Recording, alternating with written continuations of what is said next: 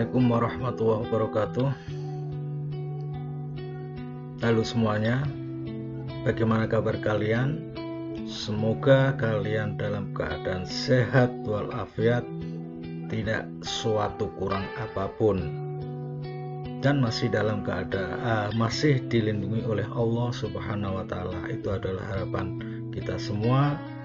Dan pada semester ini harapan saya, semoga kalian tetap bersemangat dalam belajar walaupun masih dalam keadaan pandemi COVID-19. Nah, pada kesempatan ini saya akan memberikan materi ilmu pengetahuan alam kelas 8 semester genap atau semester 2 tahun pelajaran 2020-2021. Nah, materi IPA kelas 8 itu pada semester genap itu yang pertama atau terdiri dari yang pertama, bab pertama itu kalau dimulai dari semester 1, tapi kalau dari awal semester 1 ini diurutkan adalah bab yang ke-7.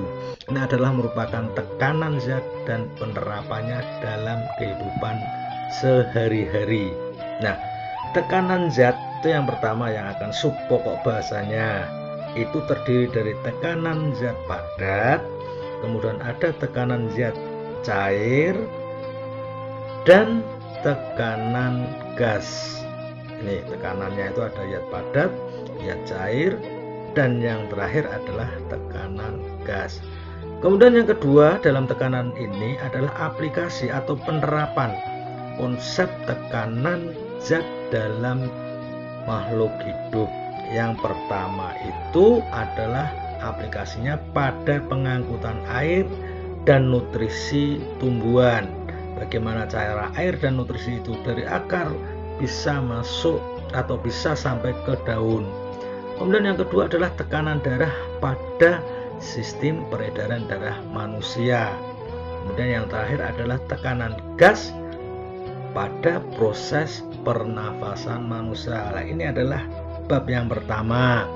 Kemudian yang berikutnya, bab yang kedua atau bab yang 8 kalau kita urutkan dari semester 1, itu adalah sistem pernapasan pada manusia. Ini. Jadi bab yang 8 ini adalah sistem pernapasan pada manusia. Ini terdiri dari struktur dan fungsi sistem pernapasan manusia. Ya, yang pertama adalah struktur dan fungsi manusia. Itu terdiri adalah organnya, nanti organ yang dipelajari, organ pernapasan, kemudian mekanismenya pernapasan bagaimana, kemudian frekuensi pernapasan seberapa banyak pernapasan itu, berapa kali gitu ya. Kemudian volume pernapasannya itu akan dipelajari. Nah, kemudian yang kedua itu adalah gangguan yang terjadi pada sistem pernapasan manusia serta upaya untuk mencegah atau menanggulanginya. Itu yang pertama adalah influenza. Kemudian ada tonsilitis, itu apa nanti yang dimaksud, faringitis. Kemudian yang keempat adalah pneumonia. Kemudian yang berikutnya adalah tuberkulosis atau TBC. Kemudian ada asma, kemudian juga ada kanker paru-paru. Nah, ini adalah yang akan kita bahas pada bab yang ke-8 atau bab yang kedua. Kemudian bab yang ketiga atau bab yang 9 ini adalah sistem ekskresi manusia, sistem pengeluaran. Nah, ini terdiri dari struktur dan fungsi sistem ekskresi pada manusia. Itu adalah ginjal. Kemudian yang kedua adalah kulit, kemudian paru-paru dan hati. Nah, kemudian yang kedua yang akan kita belajar pada sistem ekskresi adalah gangguan pada sistem ekskresinya serta bagaimana upaya untuk mencegah dan menanggulanginya. Yang pertama itu adalah nefritis, kemudian ada batu ginjal, kemudian ada albuminuria, kemudian ada hematuria, kemudian ada diabetes insipidus, kemudian ada kanker ginjal, jerawat, dan biang keringat. Ini akan kita pelajari pada sistem ekskresi manusia.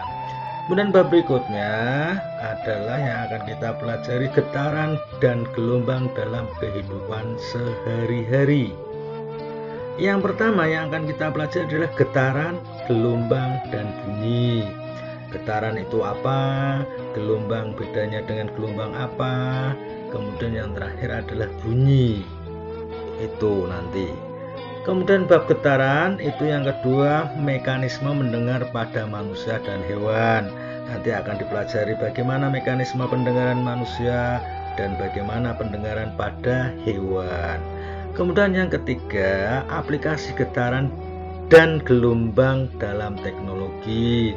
Mungkin kita sering sudah mendengar USG itu apa, atau ultrasonografi itu fungsinya untuk apa. Biasanya itu kalau yang kita sering dengar untuk ibu hamil, untuk menentukan bayi laki-laki atau perempuan. Kemudian yang kedua ada sonar, ketiga ada terapi ultrasonik, ada pembersih ultrasonik, ada sonifikasi, dan ada pengujian ultrasonik.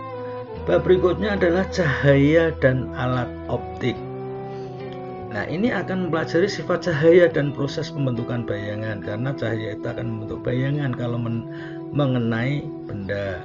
Dan nanti ada sifat-sifat cahaya, kemudian pembentukan bayangan pada cermin, kemudian yang ketiga mempelajari lensa. Nah, kemudian pada cahaya dan alat optik itu ada indera penglihatan manusia dan hewan. Nanti indera penglihatan itu manusia, dan ada indera penglihatan serangga. Kemudian yang ketiga adalah alat optik dalam kehidupan sehari-hari. Jadi alat yang menggunakan optik dalam kehidupan sehari-hari itu seperti kamera, kemudian ada loop atau kaca pembesar, kemudian ada mikroskop, ada teleskop. Nah, ini adalah nanti alat-alat optik yang akan kita pelajari pada semester ini. Sekiranya itu yang akan kita bahas pada semester genap. Nah, terima kasih telah menyimak video ini, dan semoga harapan kami semua kalian tetap semangat belajar, jaga kesehatan di masa pandemi ini. Assalamualaikum warahmatullahi wabarakatuh.